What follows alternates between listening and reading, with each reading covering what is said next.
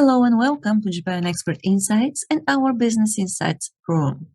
Every Thursday, Tim Sullivan and I, Maya Matsuoka, lead a discussion looking for insights, developments, and new opportunities for the business in Japan.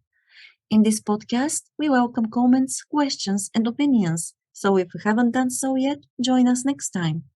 In the meantime, you can find us at japanexpertinsights.com and our YouTube channel, where we upload all the discussions on Japanese politics, business insights, and the Japan's role in the Indo-Pacific region. Today we've got Michael McKay once again, who is currently based in Cambodia, and he is the business mind behind BB and Bongo, a social enterprise which is based in Cambodia. So Michael and his business partner Monica started the business there as a social enterprise. In 2020, actually started to scale it and go online in 2020 after the pandemic hit. Because before that, Monica had been doing the business has been working there with local communities, women in Cambodia, different parts, different villages and towns there. Well, the women there, they were making toys, hand-knit toys, and those toys were sold to visitors, mostly foreign visitors to Cambodia. Once the pandemic hit, well, the business model had to change, and that's where Michael joined the business. So it has been already over 2 years, right, Michael, since you have been working with Monica to change the business model to scale um, the enterprise. And well, in our conversation a couple of weeks ago, we talked that there have been challenges and opportunities, of course. So today, let's talk about these challenges, well, possible opportunities. So, Michael, let's talk about this. Sure. Yeah. Thanks, Maya. Yeah. So my business partner Monica has been in Cambodia for almost 20 years, and she'd started a small knitting project after working in international development in the education aspect, and realized a lot of women needed jobs, and she had the skill, and she thought, hey, if I could teach them how to knit and sell toys, then they'd be able to make a living for themselves, kind of at home based. So very flexible, sort of home based model of working versus say going to a factory and yeah, it did well as a small little project, and then starting from about 2015, kind of started to really grow into a little mini business here. Lots of tourists come through Cambodia prior to the pandemic. Of course, Siem Reap is here, so really millions of visitors every year. So she was doing quite well from a revenue point of view, but quite literally, 98% of sales were gone when tourists left after the pandemic, and which is where we encountered each other again. We were part of the same social circles, but our mutual friend reintroduced us at sort of this moment of crisis in her business. It was still an informal business, which is very common in many developing places, being part of the informal economy. It was never registered. It was always sort of this community project, small scale, local. And yeah, when the pandemic hit, all the women who were employed, which at the peak was about 150, all their livelihoods were essentially threatened. And meanwhile, I was working on my MBA, and I've been an entrepreneur before. I'd never had the chance to scale a business. Pardon me. So I was looking for a social business that I could be involved in, that I could look to scale. And so when we met, it was a bit serendipitous because she wasn't ready to give up on the business, and but she didn't know what to do. She didn't have any business background. She didn't know how she could go forward. And so yeah, after chatting, we definitely realized. I mean, the product had been loved and adored by international visitors. They always took them home. They always brought them back as gifts to wherever they were going. And so we really decided that we have to find a way to take this global. We have to get the products out of Cambodia and into the hands of customers around the world if we could really make this work. And so that's what we started to do. We spun out a new company, which was BB and Bongo. We registered that in Singapore with the idea that if this is going to be a global company, then we need to be based in a place that could potentially be more amenable to financial or capital investment. The Cambodian banking system, tax system is a bit convoluted, to say it nicely. So we did register BB and Bongo in Singapore, but our production team and we are based in Cambodia. And prior to this, I mean, I worked in international development projects, but never in an NGO. But I did work in commercial sector for a long time. So commercial business is definitely more my experience, and growing a social enterprise has definitely had some very unique challenges. And when we started talking last time, it really definitely came up and highlighted that social enterprises have their own set of challenges versus other small businesses that are trying to scale. So, and even starting with how a business starts, like if most businesses start because an entrepreneur or someone sees a customer problem, some sort of pain point that they're experiencing or people around them are experiencing, and they think this needs to be solved. It's like, if I could just find a way to make something more convenient or work faster or work better, right? So, you see a problem and then you think of a bunch of ideas. Maybe you have like a eureka moment in the shower where you're like, I've got it. I've got the perfect solution to this pain point that's been bothering me. And then so you try out your solution with friends and family, and then eventually you sort of start exploring ways on, how other people might pay you for your solution, right? And to make their pain point go away. And typically, if it's a good solution, then you have a small business, and then you build traction on sort of your proprietary solution to some customer problem. But the social enterprise doesn't work that way. The pain point usually has nothing to do with a customer problem. It's a social problem. That's usually where it starts. In our case, it was these women have no jobs, they have no income, right? How can we help them have an income? And then the business itself becomes the solution to the problem, which is only kind of part one, because in order for the business to succeed, it has to solve a pain point sort of in its own right, or create sort of such awareness around the social problem that people just care enough about the social problem to give money to whatever it is you're doing. But then you're kind of riding a fine line between, are you a charity or are you like a social, like why am I giving as a consumer or as a person involved in this in some way? So right from the core of how the two start, it's so different, and it adds a complexity layer, because it's not enough as a social enterprise to just try to solve a social problem. You have to solve it in a way that other people will care about it. And that can be through, like, if I think about an organization like Charity Water, I'm not sure if anybody in the room is familiar. They're a really, really big social enterprise where they basically make wells in Africa. Largely, they drill wells, and they've been able to succeed quite well in that because they garner a lot of support around drinking water and the importance of drinking water, and they build that story up, and then they ask people to either donate or buy products that support ultimately that cause. But people aren't really buying the products, like the water bottles or whatever it is they sell. They're really buying the story, right? And so that's kind of one way to do it, right? But you can never stop selling the story, because the products, people, it's a water bottle. You can buy a water bottle anywhere. Or the other way is to try to create a product that people love in and of its own right, that happens to support the social cause, which is what we're trying to do. Is that we have a few product lines of toys that people have loved anyway.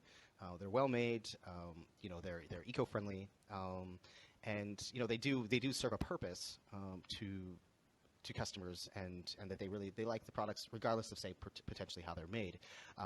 The social story then becomes that backdrop to say why you should buy this. Is that's kind of the added bonus. But you already loved this product, and now this is the added bonus. So this sounds like it should be a great idea, right? But therein lies the bigger problem when you start to try to scale, which is what we're running into right now, whereas a lot of social enterprises start to fall down, is that when you are now trying to develop a product that supports a social cause, is that you are now competing with a commercial market, right? So in terms of being able to find a competitive advantage, right, it becomes a lot harder, because remember, unlike a typical business where you started out finding a customer pain point, right, and then came up with a great new solution to solve that pain point, right? Our social business didn't start that way. So now it's sort of retrofitting a product and say, hey, we do have a great product, but is there a competitive advantage to it? Is it something that can really lead the market in the commercial space? So this becomes this dual mission. I think some people refer to it as we have a social cause we're trying to do, but then we also have a profit-driven aspect of the business, which is harder to compete in, because that's not our primary focus. So it becomes a bit of catch-22.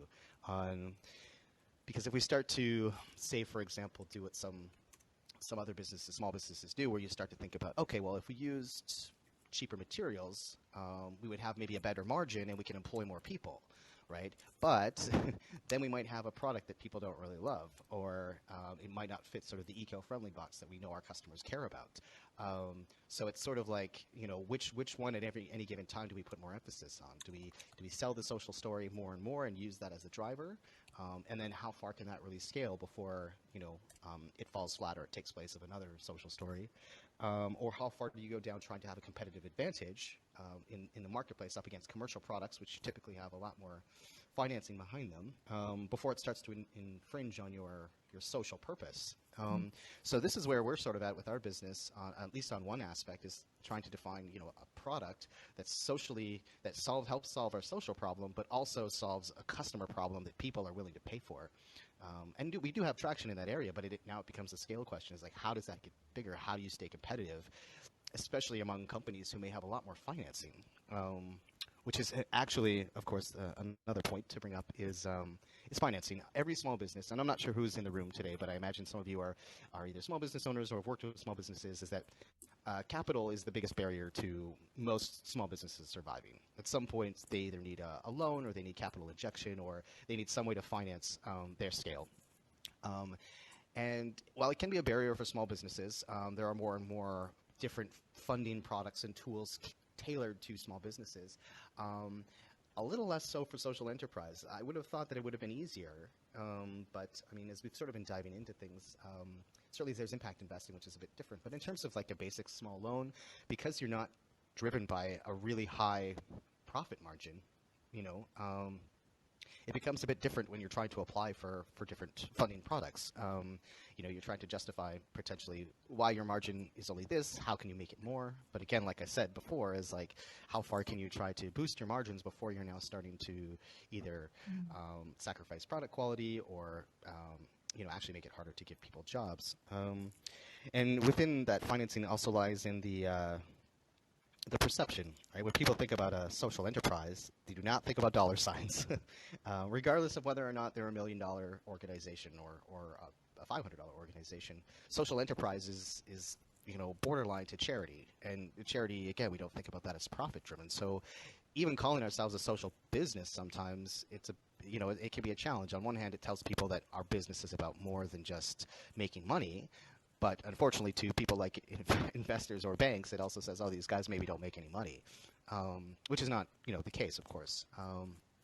So it's definitely having its own set of challenges in what would be typical business challenges, in terms of just that value proposition and then financing. Now, there are impact investors, and that's a whole different world we're only just getting started looking into. So maybe I can report back when I have more on that aspect of things. But again, that's still kind of even a new space to be in that we're still learning about.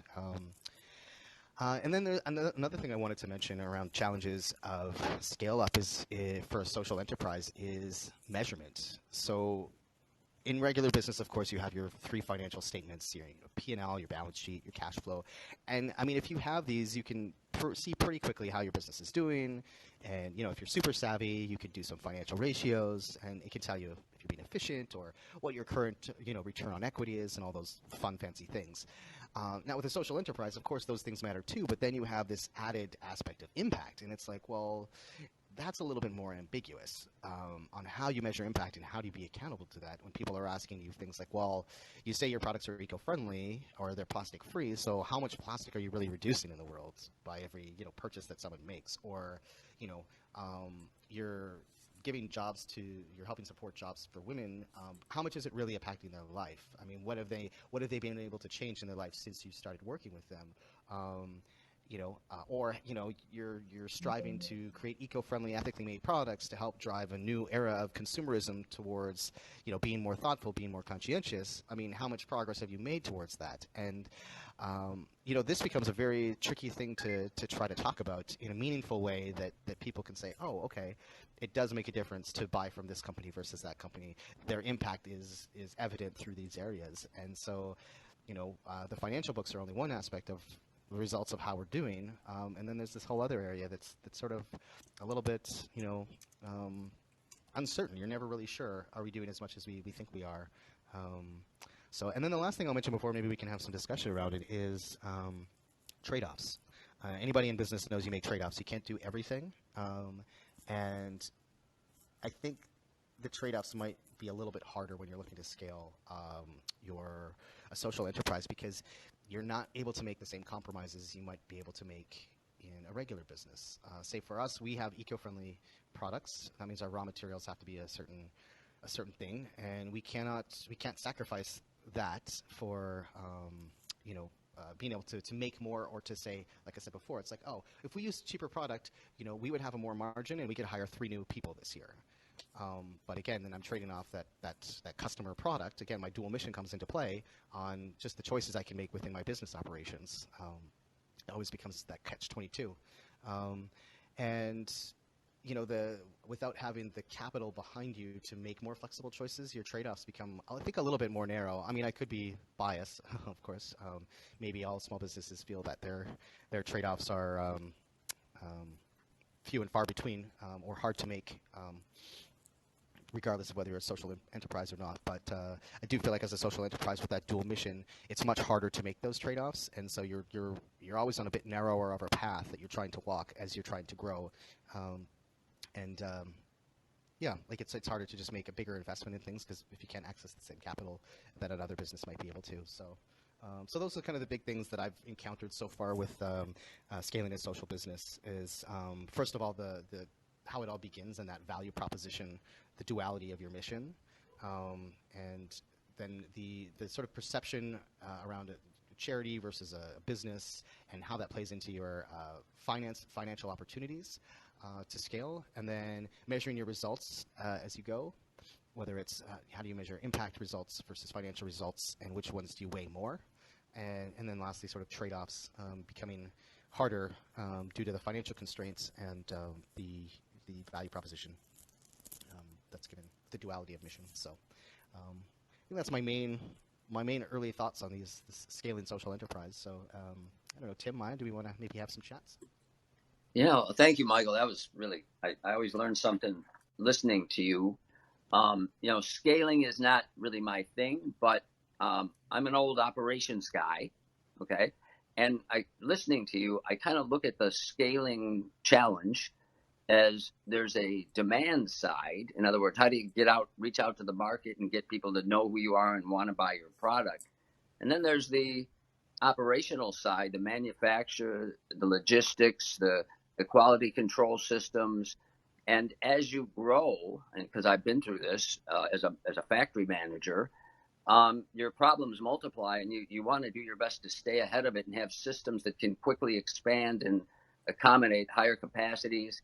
But then there's the people problems, there's investment problems. So have you thought about the operational side of being able to scale even if you get the demand? Yeah, no, that's a good question. Yeah, I'm surprised I didn't think to put it in the topics off the top, but yeah, it's sort of, what do you do first? Build the capacity and then build the demand, or do you build demand then build the capacity? And when you have limited resources, you're sort of making a trade-off. I'm not sure if that's specific to a social enterprise. I think the consequences of not scaling and not being able to give those jobs. So one of the things that we run into, and my business partner Monica feels really like this area particularly she's challenged by, because in the past, she's trained up knitters in different communities and then sort of promised them work that was coming that didn't come. And in this way, it really deteriorates the trust in those communities. And so now she's very, very hesitant to train up any more than we need without clear view on demand coming. And this is a challenge for me, because I feel, coming from an advertising marketing background, that sometimes it does not take much for that demand to come pouring through and those floodgates to open. And if you're not ready for it, that can be really damaging for your brand. I definitely experienced that in my first company. So between the two of us, it's an area of a bit of contention on how to do that operational scale the right way, where we're still retaining trust in the communities,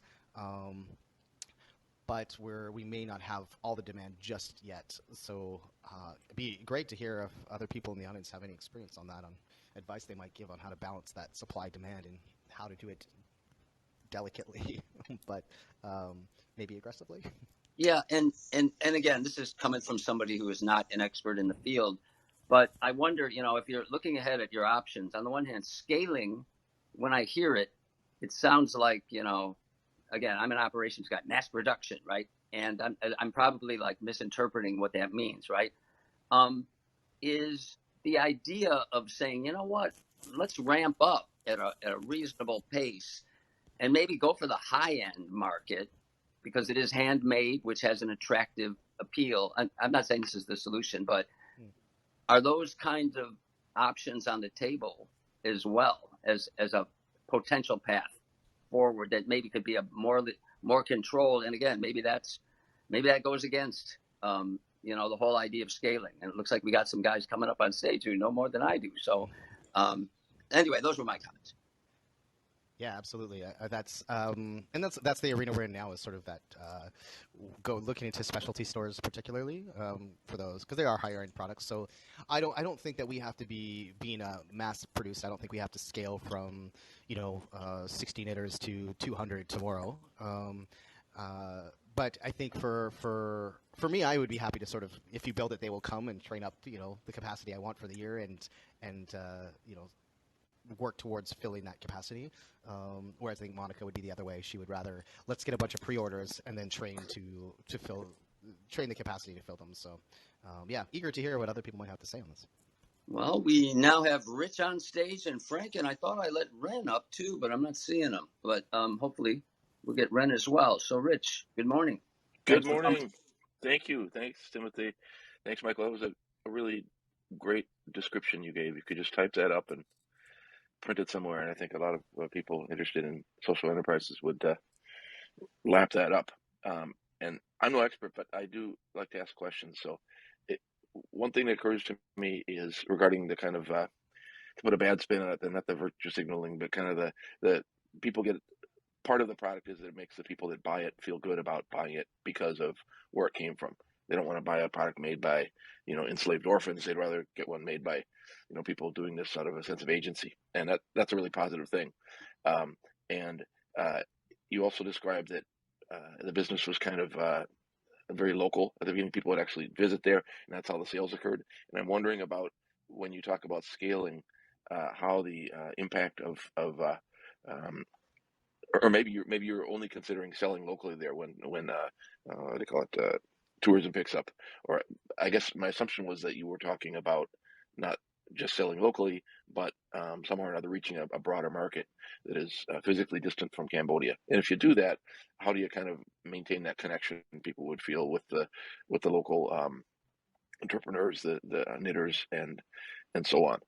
I had some thoughts on that, but is that, if I got that right, Michael, were you thinking? Yeah, so we actually do sell globally now. We have a fulfillment center in the U.S., so we ship a bunch of products there, and then they ship out to a lot more in the U.S. That's been our main focus this last year, but they also ship globally. And if you can believe it, it's cheaper to ship from the U.S. to Singapore than it is to ship from Cambodia to Singapore, unfortunately. So yeah, this last year really has been about selling globally. We still sell locally as well. We get the drips and drabs of sales. But so some of the ways we connect, and I love your question about the connection to the community. So it's a bit two-sided. So if people have been to Southeast Asia, or especially if they've been to Cambodia, then it's sort of this extra exciting thing that this is a product, that they came from Cambodia, that they have a particularly affinity towards. For many other people who have never been to Cambodia and who are as ignorant as I was before I came here about travel, I didn't even know where Cambodia was on the map. It's a bit harder, but we do have on each tag is the handwritten name of the producer. So whoever made it, their name is written on the toy. So there is that aspect where it says lovingly made by Eng or whoever. So we do have that aspect. Usually when we put set out the toys, we also do have a postcard that goes in that shares a little bit more of the story about, has a picture of the women who made the toys, and gives people a discount for the next purchase, but gives them a little bit more of that social story when they make a purchase. So those are some ways. One of the ways we started talking about recently, because the business challenge we were just in was bringing in a digital aspect where maybe people could scan a QR code either on the package or on the tag of the toy that would show a little video of the production being made. So I think we're going to investigate that this year, because even though we don't want the social story to be the driver of the main message and the brand and the promotions, like, it is a very important aspect, and if the more people can be connected to that, I think the more affinity they'll have for the brand in the long run. That's exactly what I was trying to lead up to. So yeah, I'm glad to hear you'd already thought of it, which was a way to make it really easy for the consumer to connect the thing in their hand with the source via some kind of a website with all the people doing this in their homes or something. That QR code aspect seems like a great idea. Frank, good morning. Frank? Good morning, Frank. Good morning. Hey, Frank. Morning, Tim and Maya and Michael as well. Great to hear you talking again, and just echo the Rich's words. It was really you like a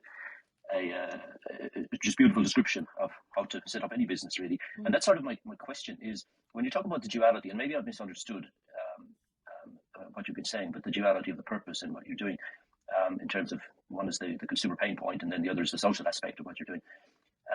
Isn't it? This is my question. Isn't it both? Isn't it both? And doesn't it have to start from the consumer pain point? I mean, every brand, every product, it must start from filling.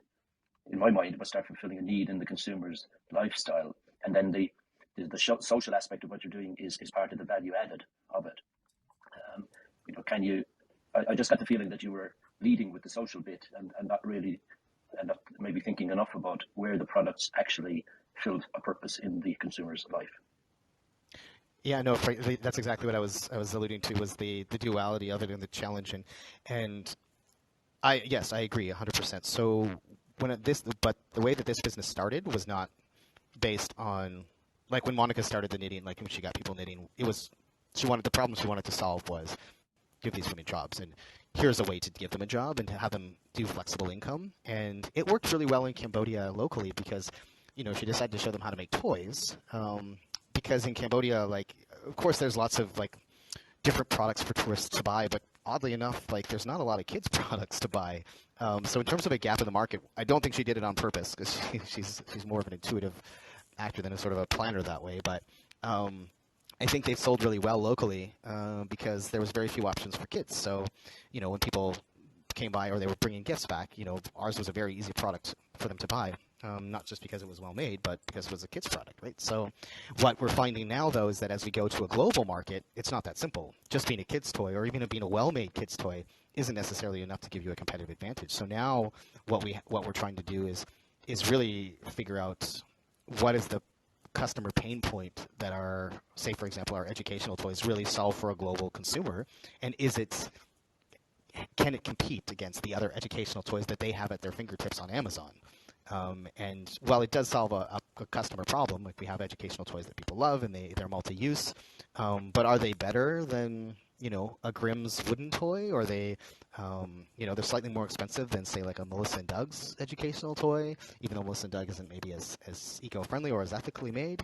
So therein lies the challenge, where right now we are now that we know the social aspect is in play, but we still have to compete now on a global scale with commercial products or even other socially made, ethically made products, where when you're in Cambodia, you kind of have, or possibly even regionally, just a bit more of like a less competition in that way. So yes, you're right, it's both, and now our focus really has to be on the customer pain point and deciding, how well does our product do that, or how do we improve it in a way that becomes competitive against all these other big players. Yeah, so that's it, isn't it? I think, like, you were starting, you sort of stumbled into it, but the real pain point was that there weren't many toys, and then you used local labor that was available to create those toys. So luckily, that's fine. And then now you're moving into an area where you've got these big competitors that have been around forever. So it's not about the actual thing; it's going to be about the story and how your brand story distinguishes you from everything else, equivalent products that are on there, and that's the value added that you're bringing in. Is that? Yeah, that's definitely one aspect, right? Like, brand can be the one thing, like, which is where we were starting to. Last year was a bit more of an operational building year, and this year is about brand. So there are other brands out there who do similar things. Like Cuddle and Kind is one that really focuses on the social aspect as the beginning part. Like, you buy one of their stuffed animals and you give 10 meals to kids. That's kind of their sort of value proposition, I guess. And they're quite high-end heirloom type products. And so that's kind of one competitor out there. So in terms of a social story, it's like they have women, I think in Peru who make theirs, and our women who make them in Cambodia. So I think, to your point, brand is a different aspect, where we're going for more of a fun, lighthearted,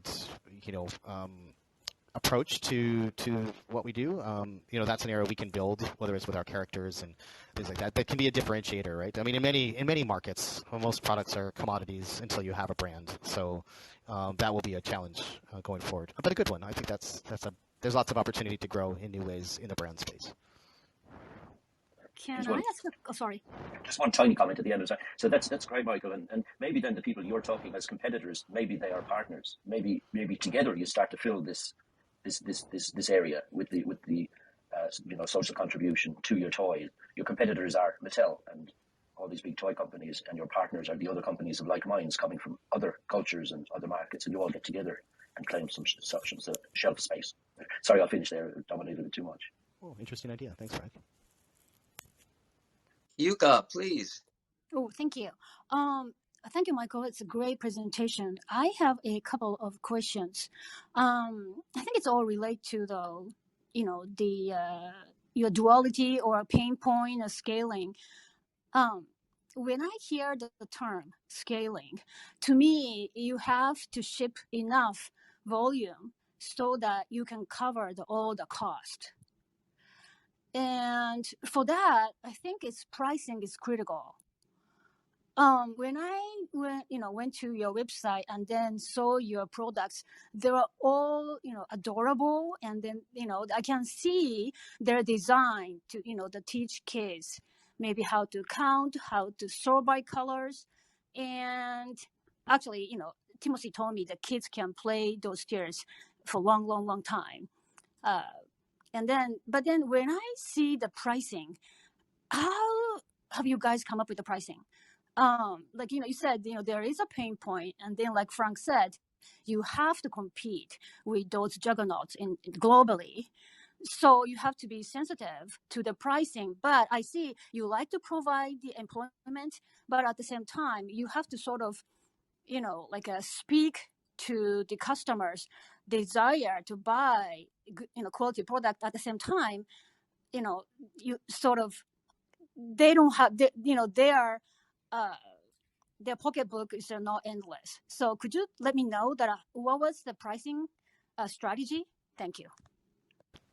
Oh, Yuka, that's such a great question. And it's so interesting that you mentioned pricing because this has been a teetering. There are people who will say price is not a problem. Price is great. It works. And actually compared to competitors like Cuddle and Kind or Grimm's or some of those, like we're actually on the less expensive side. We're still up there, but our pricing is obvious. It's just a calculation of it's a percentage markup of the costs and also of estimated. So it sort of starts from what our base wholesale cost could possibly be, because wholesale is only attractive if they can make usually a double markup. So if they buy something for $20, they have to be able to sell it for $40. So we work backwards a bit from starting what our costs are, and what sort of the profit margins have to be in order to cover our costs and the overhead for the per unit, and then to work out what the reasonable wholesale price is, and then the recommended retail based on what we think we can do for wholesale. So there's a calculation involved, but I mean, the fact that you bring up price is probably it's probably worth, and this has been on our plate too, is like, so there's people like Tim who are grandparents, and like, oh, price is not a problem. But those are the gift givers. We have a consumer segment that's more gift givers, and I think their price sensitivity is probably less because they're giving gifts, and so spending more money is fine. But for parents, price is a key driver. So I think it's something we may have to look at in the new year. That we do run into it's always slippery with the price, right? Because as soon as you start to lower a price, then there's a perception of lower quality, and there's a question of, do you position it in high-end stores? Is it in volume versus price? So I am curious, actually, because I mean, I don't know if you're a parent, but obviously the price was sensitive for you. So what would be an ideal percentage discount that makes the pricing more attractive? You're talking to the wrong person, because okay. I'm like that. Are you an American? I'm sorry, that wasn't. No, I'm Canadian. Oh, sorry, but the TJ Maxx and those discount, the store in the US, I am their main target customer, and I cannot even remember the name of the brand name that the Maya and Timothy were talking about. I didn't know the brand, the very high-end brand.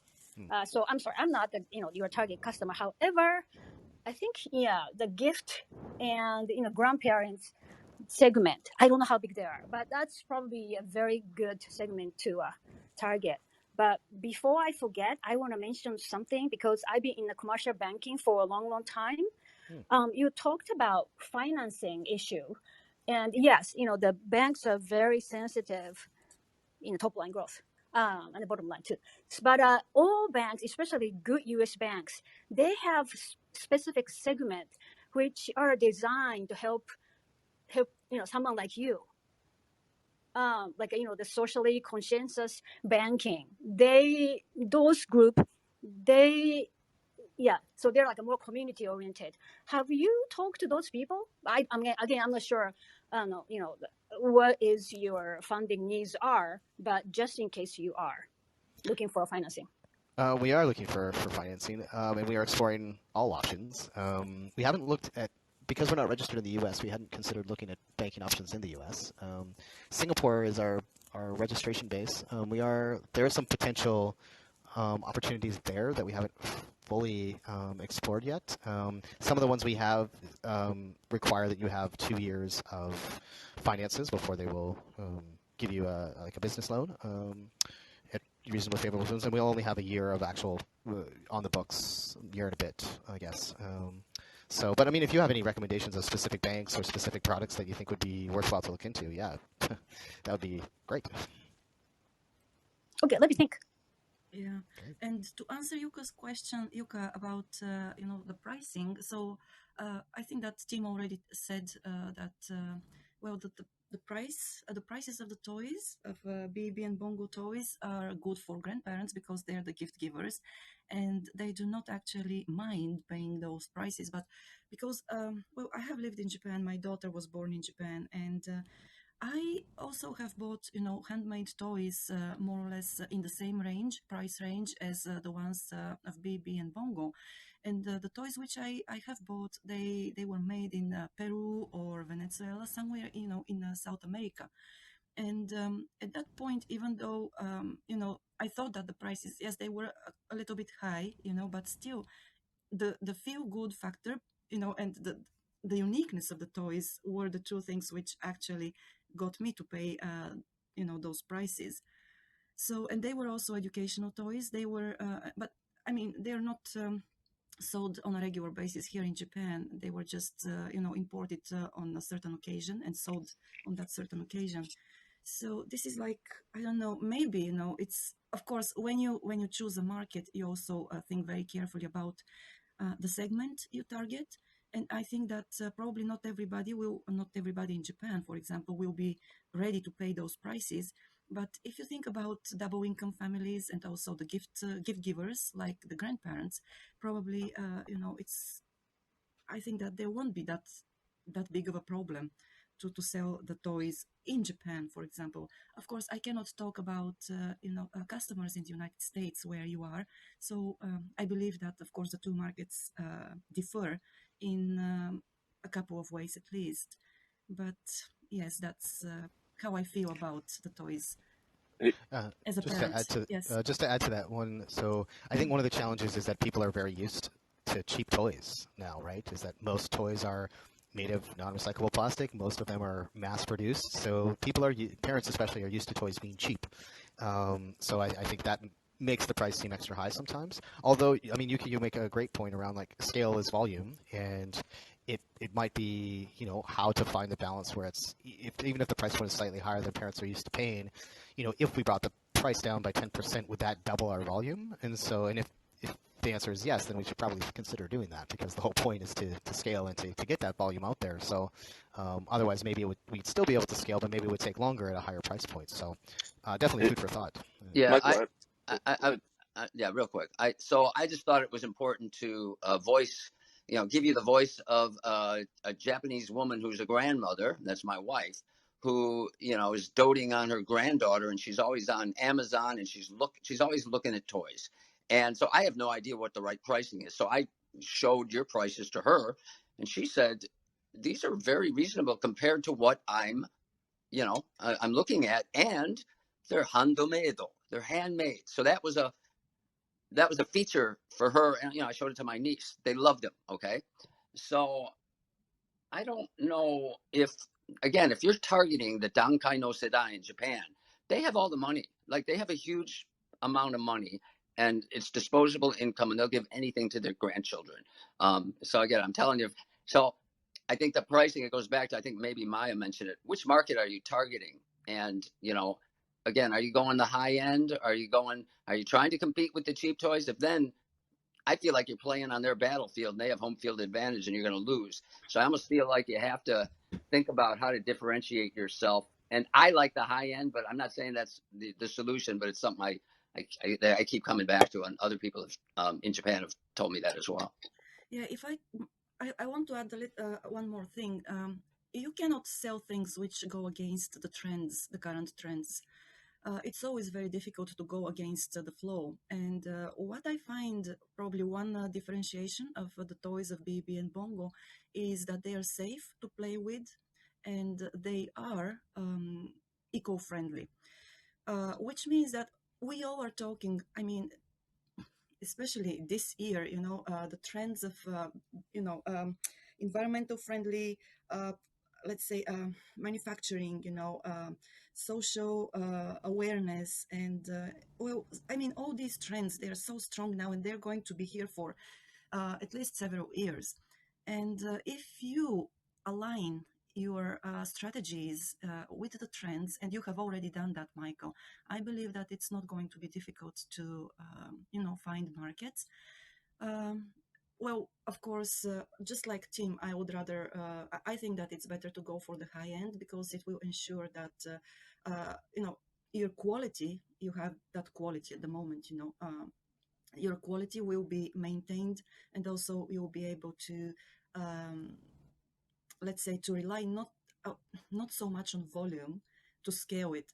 And maybe I'm wrong here, but because you also said the other day that you've got some, well, you're just now trying to figure out how to scale in terms also of producing the toys, right? The manufacturing, that's manufacturing.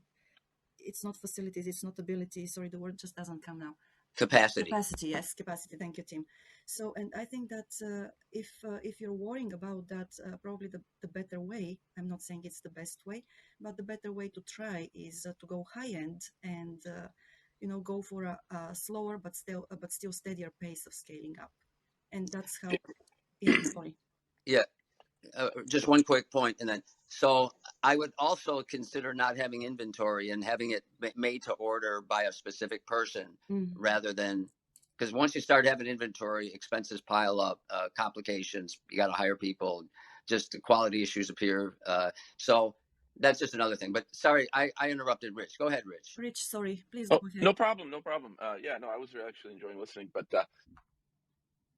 so I guess I feel the same as Timothy, Maya, and Yuka, but maybe even more strongly. I don't think you have a choice. I don't think you can play in the low end market. You're not going to be able to compete, and it's going to destroy your social model. I mean, I can kind of echo what Yuka was saying. My spouse is in a similar situation to Yuka, and in prices, everything. The TJ Maxx, Marshall's customer.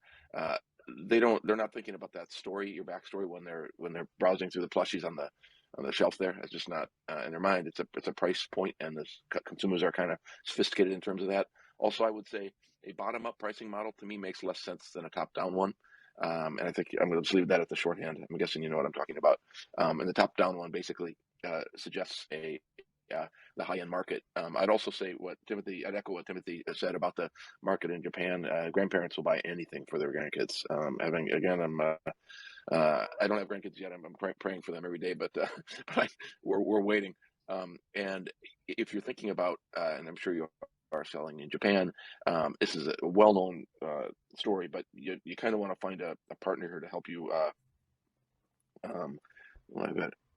To help you with the Japanese market, and maybe somebody to help you if it's not that way already. And I apologize, I haven't looked at the website, but Japanese consumers might want to see the story in Japanese a little bit so that they could understand the backstory and then feel good about paying the premium price. And yeah, I mean, I can. Yeah, up until probably the last few months, so we hadn't considered the Japanese market as much. A number of years ago, actually, my business partner, she lived in Japan early in the 2000s, and then even early on when she was getting the project started, there was a sense that Japanese liked a very particular cutesy style that these toys didn't quite fit. But things have changed, and so have the products, and and now that more of my network has been in Japan, and certainly after talking with Tim and Maya for a while, the Japanese market is looking a lot more interesting. So, but to your point, yeah, 100% needing a partner on the ground to help, and the things in the Japanese language and understanding if the grandparents are the best market in Japan for this, like where are they shopping, how are they buying, how do we make sure that we can get shipment in Japan? Because then, of course, nobody wants to wait a couple of weeks for a product. So, yeah, but all great points, Rich. Also, Oh, Tim's point about to made is a great idea. People love custom made stuff. It has a huge layer of extra price people are willing to pay as a rule, in my opinion. Just to respond to that, that I think would just be cost prohibitive because if things were made to order, they would be made from Cambodia, and shipping from Cambodia would be just the expense rate. It's just, I mean, I think to ship something from here to Japan, last time we did it was like over $100. So it just not only will it be expensive, it'll be I mean, made to order. I think we do that for special requests for customers at different times. But I think as a model, I think we would have to have a different kind of shipping option for that to even be possible. But it's a nice idea. Interestingly, I ran, your business idea and product past a friend of mine. He's Japanese, but he's been consulting for 30 years, and all the top companies hire him for strategic thinking and scaling and things like that. And he loved the idea. He liked the high end, but he also said, and this surprised me, and I don't know if it would go against your mission, but he said, why not find, the ladies who go to day service who are in their 70s and 80s, that they want them to do something, keep them busy with activities. And if you could have local production here, you'd be contributing to a certain segment of the Japanese society. And then there's facilities now where they pair up senior citizens at these day service centers with young children who are at like the what do you call it, hoikuen, baby, well, I forgot the English, right? But somebody can jump in and tell me what the word is. I can't think of it in English. But hoikuen, what daycare? Yes, they service for kids. Yes. So they have these joint facilities where they're interacting, and everybody's benefiting from it. So I don't know if that would be a possible future trend, and would it take away from your, Cambodia mission, or would it enhance it? Yeah, I think we talked about that maybe a couple weeks ago. I mean, I think I think it would be a good evolution of the mission. So, yeah, I don't know. Everyone, let's look at Japan. Let's work on getting things to Japan in a new way. There's some hands up in the room. I don't know how do we moderate that. Yeah, but it's interesting in a different way because the social mission in Cambodia. So you provide jobs, you provide work for the women in the communities there. While here in Japan, there will be, if just going on a tangent here, it's another way, another social mission. You keep the women, in the the retire people homes. You keep them busy. You give them purpose too. Which I have seen. My daughter went actually to such a hoikuen. They had days when they went, to the nearby daycare service for elderly people. They interacted. They made things together with with the people there. So I think it's also a social mission, just keeping people, giving them purpose. And yeah, it depends on how you see it, and probably for different markets it will work in a different way. Once again, so Frank, oh, sorry. Yes. Oh, quick note. There's a for Michael's benefit. You may know this, maybe not, but there's an expression in Japanese, kyoiku kyoyo, and it's kind of a pun. It means education, refinement, but it also means someplace to go today and something to do today. And it's kind of it's a way to describe how people can live long, productive lives, and give them something to do today and give them someplace to go. So it's just a catchphrase that everybody knows. Maybe not everybody, but it's popular in Japan that you could use for that money. Yeah. Yes. Frank, sorry for keeping you waiting. Yeah, no. Just very briefly, I totally agree with everyone. I think Rich summed it up very well on the positioning. I don't think you have an option. You are at the high end, and you're delivering value to people who are not looking at price or discounting or anything. I think the real challenge for you is you're trying to get to market and you've got a limited budget. And as Rich mentioned, one of the common options here in Japan is to find a partner and really sell it to them and have them do the selling for you. And I think that's a good way to go. I'd also really encourage you to look at, as I said earlier on, the people who maybe you were thinking about as competitors before, maybe they are potential partners, and maybe look for complementarities with them. So for example, you might be targeting a particular age group. And you could find someone else who's sort of doing a similar thing. Someone might be from a completely different market, might be from somewhere in South America or somewhere in Europe or wherever, and they're targeting a slightly older demo. But between the two of you, when you get together, it might make it more attractive to a Japanese partner if you can cover broader categories and more SKUs. Yeah, thanks, Frank. Yeah, thank you. That's a great idea. Micheal, this was a great summary of the challenges and opportunities and, well, the pain points, if we can say so, of scaling social enterprise. Thank you very much to Rich and Frank and Yuka for bringing your perspectives and for the advice you shared here as Micheal and Monica go forward, because I'm sure that there will be a lot more to talk about and to discuss. Probably we can help with more comments and advice. Well, I mean, I just want to thank everyone for their great questions. I've been taking notes as you guys have been talking. We are, I think, now unexpectedly looking at the Japanese market. So, I think Maya and Tim, we've talked about how can we partner and how can we get on the ground there. So, yeah, I mean, find me on LinkedIn. I'd be happy to have conversations with anyone, take advice, get input, get feedback. And if you have any experience with scaling social business or scaling a business even, I mean, there's just lots of different things to learn, and happy to share more of my story and hear some of your stories as well. So, yeah, and thanks to Tim and Maya for just facilitating all of this and making these discussions possible. It's great to be able to get up here and share the story and get input from such interesting and experienced people. So thanks. Thank you for coming and staying with us today. We will be on air next week on Thursday at 8 a.m. Japan time again, so join us.